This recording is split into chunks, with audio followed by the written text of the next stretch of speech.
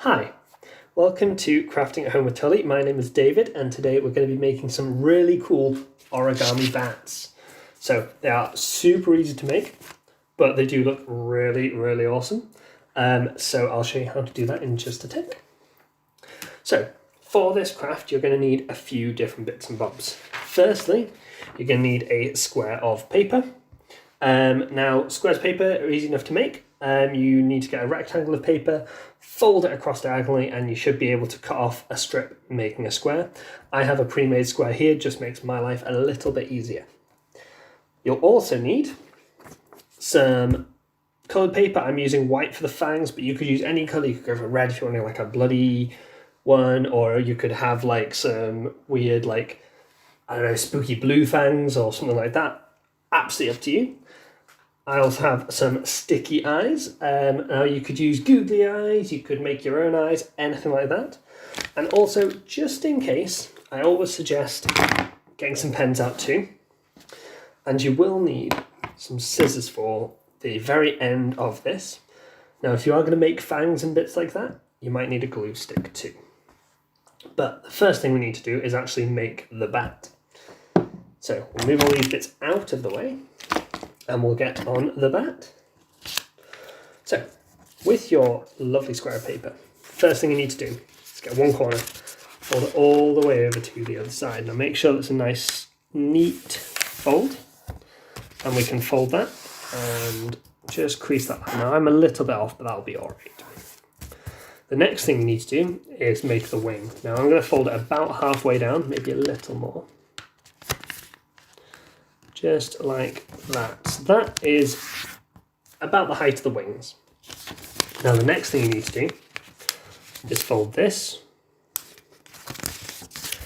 down this way. I nearly did that wrong there, that would have been embarrassing.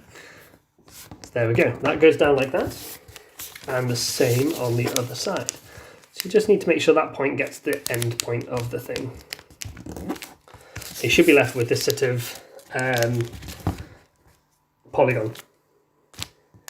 Okay, the next thing you do is fold those back out. And just to recrease those wings, you kind of fold them back down a little bit and then just there. And this little point here is going to be the ear of the bat. So you need to make sure that those are a nice bit of a height. Now you can crease those nicely to make sure that they stick properly. And then we'll fold it over. So that's our bat ready to go. Looks like it's mid-flight.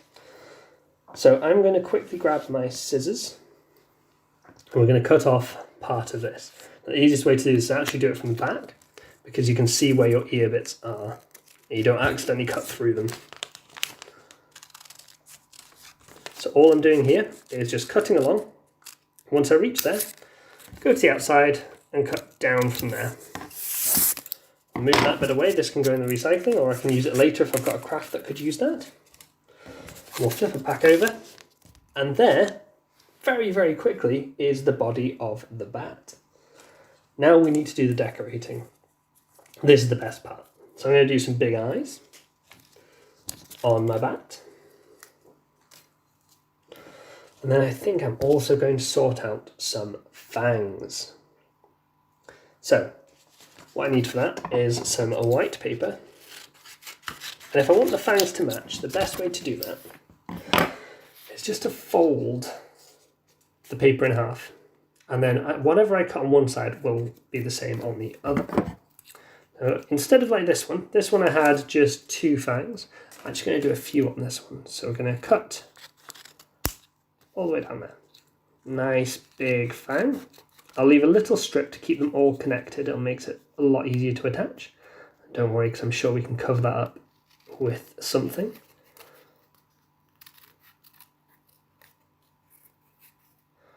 So just very carefully snipping these.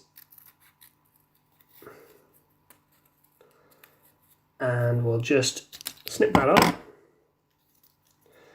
And then there we've got some very scary big bat fangs. So I'm going to glue these on.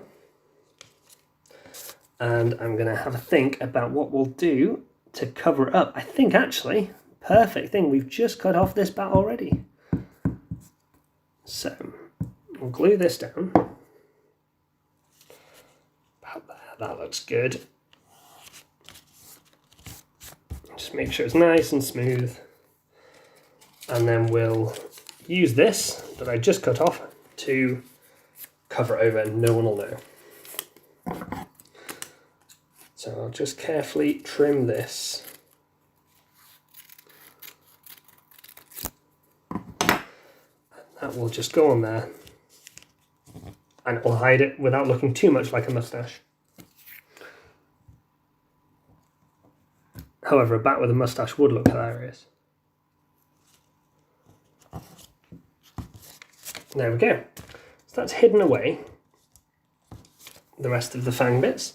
Now I think I'm going to do a little bit more decoration on these. So I think my bat has been flying around being a vampire bat, and we'll do a little bit of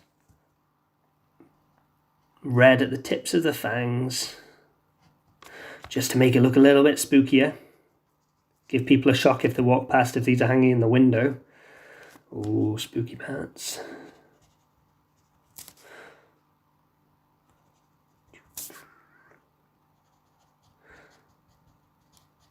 There we go. So that is my bat ready to put up.